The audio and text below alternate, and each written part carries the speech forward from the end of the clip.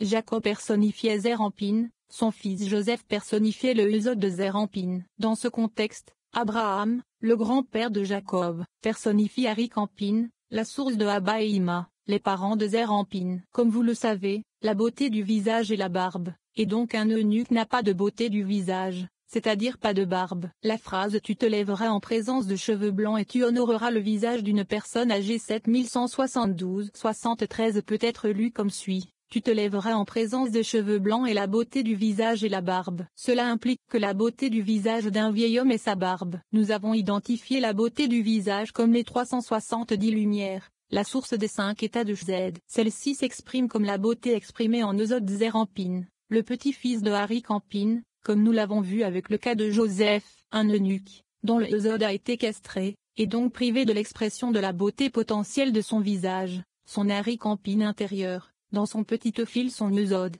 son organe de procréation, et cette beauté ne s'exprime donc pas sous forme de barbe. Or, dans ce visage, d'Aricampine, sont exprimés 8 noms qu'elle, dont la valeur numérique est la même que celle d'Abraham, qui personnifie ce niveau. Qu'elle, Alelamed égale 1 plus 30 égale 31.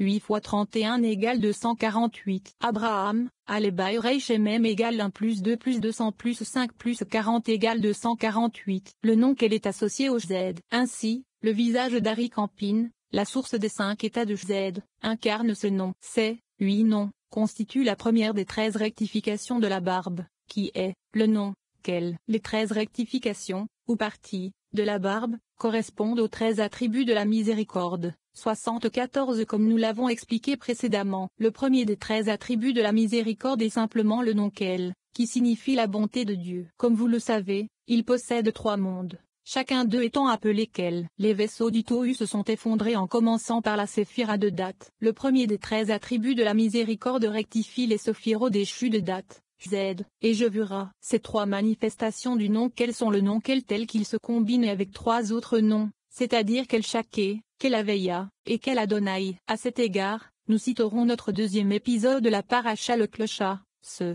premier attribut des 13 correspond aux 2 coins supérieurs de la barbe, c'est-à-dire les favoris, un à droite et un à gauche. Ainsi, nous avons, jusqu'à présent, 2 noms qu'elle. On sait également que chaque patte contient 3 names qu'elle, c'est-à-dire la manifestation de cet attribut dans les 3 mondes inférieurs, qui découlent de cette rectification de la barbe, comme nous l'avons expliqué dans notre commentaire sur l'Hydra.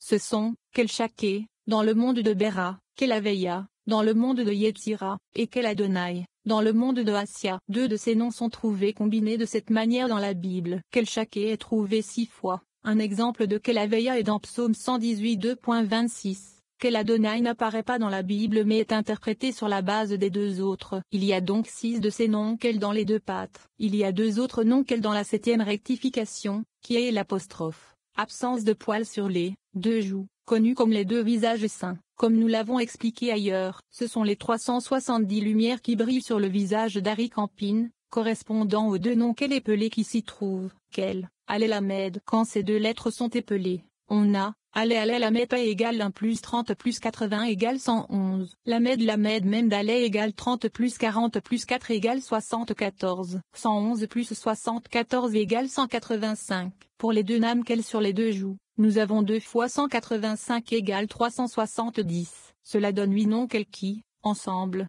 correspondent à la valeur numérique d'Abraham. 6 sur les 2 pattes et 2 sur les 2 joues. Dans notre discussion sur les 175 ans de la vie d'Abraham dans la paracha chez Sarah, nous expliquerons cela plus longuement. Pour continuer avec le présent passage, nous avons donc 3 noms qu'elle à droite et 3 à gauche. Les 2 noms qu'elles sont sur le visage lui-même à droite et à gauche. Nous avons donc 8 noms qu'elle, dont la valeur numérique combinée est la même que celle d'Abraham. Cependant, ces 2 noms qu'elle situés sur le visage sont dérivés des 2 noms Aveya situés sur le visage, un à droite et un à gauche. Ils s'écrivent avec la lettre Yud. C'est la signification des 2 noms Aveya qui précèdent les 1374 Exode 34 2.6. Rectification de la barbe, comme il est écrit, Dieu, Dieu, est un Dieu miséricordieux et gracieux. Dans le verset énumérant les 13 attributs de la miséricorde, Dieu précède sa proclamation de ses attributs en prononçant son nom Aveya 2 fois. Et Dieu passa devant lui, et dit, Aveya, Aveya, est un Dieu, qu'elle, qui est miséricordieux et gracieux. Mais ces 2 noms Aveya possèdent, chacun, un avant et un arrière. Chaque verso se manifeste comme une itération régressive, comme nous le savons. Comme nous l'avons vu précédemment, le retrait de la bienveillance divine canalisé par l'un des noms de Dieu est indiqué par l'itération régressive de ce nom. Dans le cas du nom Aveya, il s'agit de Iud. La valeur numérique de l'itération régressive du nom Aveya est pelée avec la lettre Iud 184. La régression du nom Aveya est pelée avec la lettre Iud. Iud-Vavdale, Iud,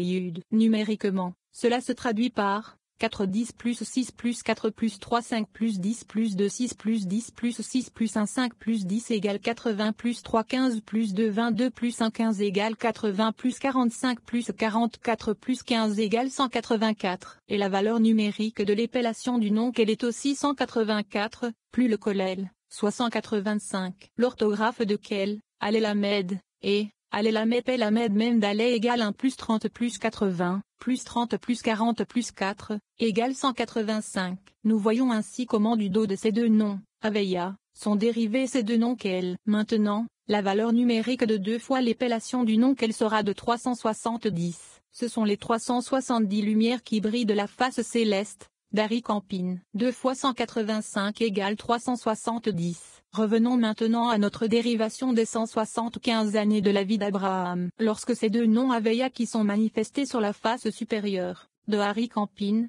sont transformés, en utilisant Atebosh, ils produisent les combinaisons de lettres Mem Tzadik Pet Tzadik 2 fois. Atebosh, comme nous l'avons expliqué, est l'un des nombreux algorithmes de substitution de lettres utilisés dans la Kabbale. Dans Atebosh, la première lettre de l'alphabet, Aleh, est remplacée par la dernière, Tav, la deuxième, Bay, par l'avant-dernière, Shin, et ainsi de suite. Ces deux premières paires, Aleh Tabay Shin, donnent son nom à cet algorithme. Si nous les divisons en 4 paires de lettres, et les épelons, nous avons Mamem Tzadik Daléud et Pealet Tzadik Daléud. La lettre Tzadik est parfois épelée avec un kuf à la fin et parfois sans. Également la valeur numérique de l'épellation du nom Kel, plus le kollel. Comme nous l'avons vu plus haut. Même Tzadik Daléud, 40 plus 90 plus 4 plus 10 égale 184. De même, la valeur numérique de Pealet Tzadik Daléud est 185, ce qui est encore la valeur numérique de l'épellation du nom Kel. Pealet Tzadik Daléud égale 80 plus 1 plus 90 plus 4 plus 10 égale 185. Ainsi, la transformation du nom Aveya via Atebosh donne deux noms Kel. Toute transformation d'un nom indique un symptôme, ou une contraction de la force vitale divine canalisée par ce nom. Nous faisons de même avec le second nom Aveya, ce qui donne 4 noms Kel, qui se manifestent par 2 séries de 370.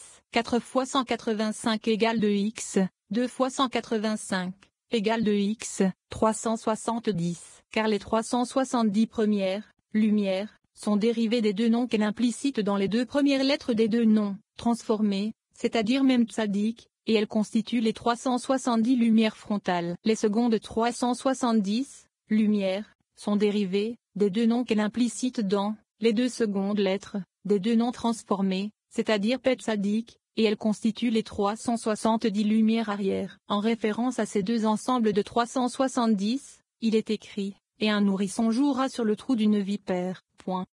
Le mot pour jouera Yasha, s'écrit Shin, qui se divise naturellement en 2 sous-unités de Shin égale 370, chacune. En effet, la valeur numérique du mot allaitement, Yonek, est la même que l'itération régressive du nom Aveya dont l'orthographe est 63. Yonek, Iulvavenkuf égale 10 plus 6 plus 50 plus 100 égale 166. Le nom de Aveya en toutes lettres est égal à 63. Iulvavdale égale 10 plus 6 plus 4, plus 5 plus 10, plus 6 plus 1 plus 6, plus 5 plus 10, égale 63. L'itération régressive de cette épellation est Iulvavdale 10 plus 6 plus 80 Iulvavdale 10 plus 6 plus 80 Iul 5 plus 10 15 Iulvavdale 10 plus 6 plus 80 Iul 5 plus 10 15 Vavalevar 10 plus 1 plus 6 13 Iulvavdale 10 plus 6 plus 80 Iul 5 plus 10 15 Vavalevar 10 plus 1 plus 6 13 Iul 5 plus 10 15 total 166. Ainsi, ce verset fait allusion au symptôme du nom Aveya, tel qu'exprimé par sa transformation via Atebosh, pour produire les deux ensembles de 370 lumières. Pourquoi ce verset fait-il allusion au nom de Haveya dont l'orthographe est égale à 63? Et l'on sait que les dites 370 feux sont dérivés du nom Haveya épelé pour être égal à 63, car la valeur numérique des dites 370 feux implicite dans ces deux noms Haveya, ainsi que leur 8 lettres originales, est la même que celle du mot pour électrum, Shashmal. Les 8 lettres des deux noms de 4 lettres Haveya, prises chacune comme valeur unitaire, sont égales à 8. 8 plus 378 égale 378. Shashmal, Shesh-MM Lamed égale 8 plus 300 plus 40 plus 30 égale 378. Nous avons discuté du Shashmal dans notre 4e épisode de la Paracha Vaishla et dans notre 2e épisode Vayakel. C'est le vêtement protecteur qui entoure Zerampin et Noukba, le précurseur du royaume neutre du mal, que l'Ipanoga, la coquille incandescente. Et Shashmal est une allusion à la lumière du visage de Dieu, mentionné dans le Zohar. L'hébreu pour la lumière de la face de Dieu est Upenekel. Cela s'écrit, Aleva Avreish Pen Yud Alel Amed égale 1 plus 6 plus 200, plus 80 plus 50 plus 10,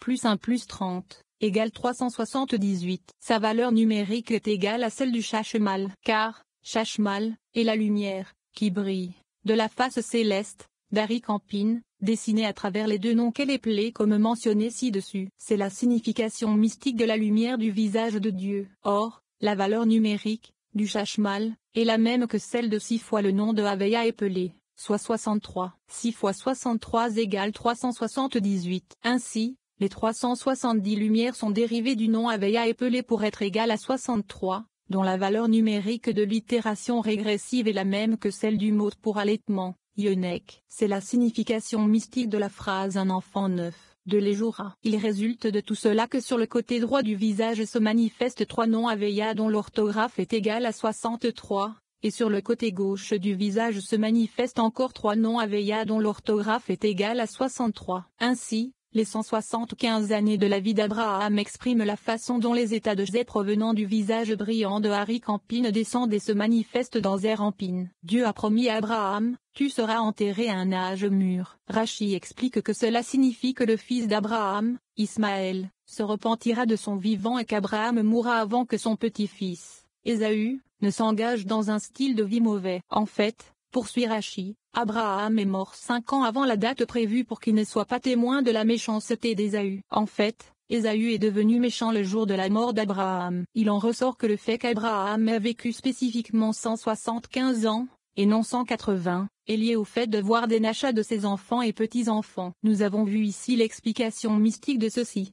175 signifie les 5 états de chez ceux de Arikampin, le grand-père, ou ici, Abraham moins c'est-à-dire 5 fois 26 égale 130, manifesté dans Zerampin, le petit-fils, ou ici, Jacob, signifié par le nom Haveya épelé pour être égal à 45. Comme il est écrit dans le livre des Proverbes, la couronne des personnes âgées, ce sont les petits-enfants.